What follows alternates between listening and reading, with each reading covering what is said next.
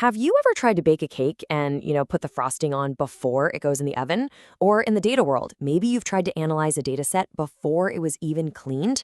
The order of operations is absolutely everything. So today, we are going to demystify the super powerful concept that keeps all these complex processes running in perfect sequence, the Directed Acyclic Graph, or as you'll hear it called, the DAG. So what's the plan? Well, we've got a pretty clear roadmap. We're going to start by deconstructing the graph itself, the basic building blocks. Then we'll get into the secret sauce that makes a DAG so special. After that, we'll see why they're so critical in the real world, look at some examples, and finally check out the tools people actually use to bring these things to life. All right, so to really get a handle on a DAG, we've got to break down its name. And it all starts with that last word, graph. Let's start with the absolute basics. A graph is really just a way of showing connections. Think of it like this. On a social network, every person is a node, right? And the friendship between them? That's the edge. In the data world, a node could be a single task, like download this file, and the edge is the arrow that shows how it connects to whatever has to happen next.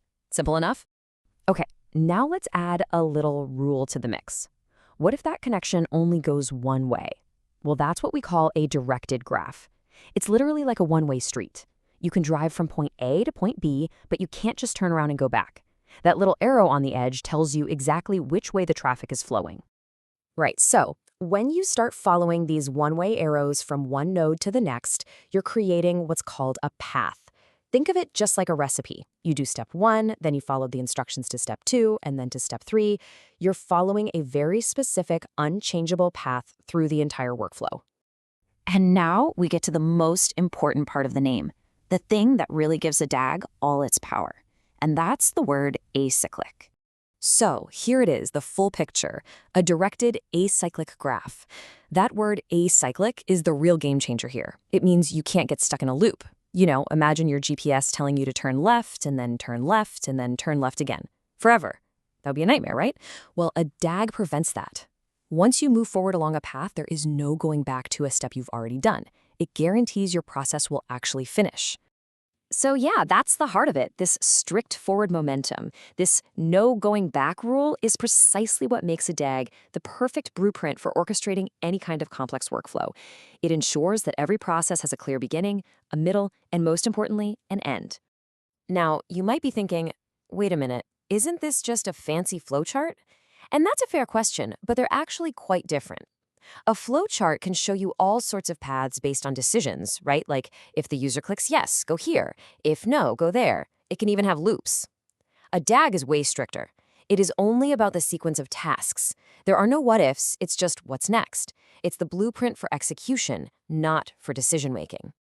Okay, so we've got the what down pat, but let's get to the really important part. Why should you care? Why is the DAG such a cornerstone of modern data engineering and really so much more? Well, the real-world value is huge. For starters, DAGs force a logical order, like dominoes falling one after the other. This prevents all sorts of errors. Also, if one little task fails, you know exactly what's affected downstream, which makes fixing things so much easier. They're also super efficient. If two tasks don't depend on each other, hey, let's run them at the same time. And finally, it's a visual map of the whole process that everyone on the team can look at and understand. It's crystal clear. Okay, enough theory. Let's see what a DAG actually looks like out in the wild with a really common example. Building a machine learning model is a classic multi-step process where pretty much every single step depends on the one that came before it. It is a perfect, real-world application of a DAG. So let's just follow the flow here. You absolutely cannot create new predictive features until you've wrangled and cleaned up the raw data. That's your first dependency. You can't merge those features with your data set until you've actually created them. And you definitely can't train a model on data that isn't ready to go. You see, each step is a node that depends on the one before it. There's just no way to do this out of order, and that's why it forms a perfect DAG. And honestly, this structure is absolutely everywhere in the data world. It's the backbone of ETL pipelines that extract, transform, and then load data. It's what tools like Apache Spark use under the hood to manage massive data processing jobs. And it's what ensures machine learning experiments can be perfectly reproduced every single time. So how do engineers actually build and manage all these powerful workflows? I mean, they're not just drawing them on a whiteboard, right? Of course not.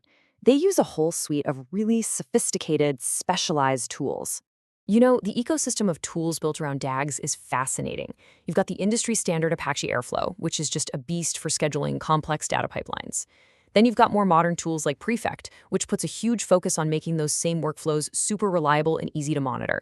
And then for just sheer processing muscle, tools like Dask use the DAG structure to break down enormous computations and run them in parallel, all right inside Python. So, what's the big takeaway from all this? If you remember one thing, let it be this: a DAG isn't just some abstract diagram, it is the actual blueprint for building modern data systems.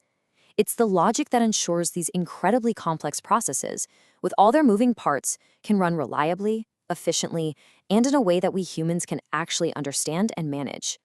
And that leaves us with a final thought to chew on. See, the DAG gives us this fixed, predictable, reliable structure. But as AI and machine learning start to build and manage their own workflows, how is this foundational concept going to need to change? What happens when the blueprint itself becomes dynamic and intelligent?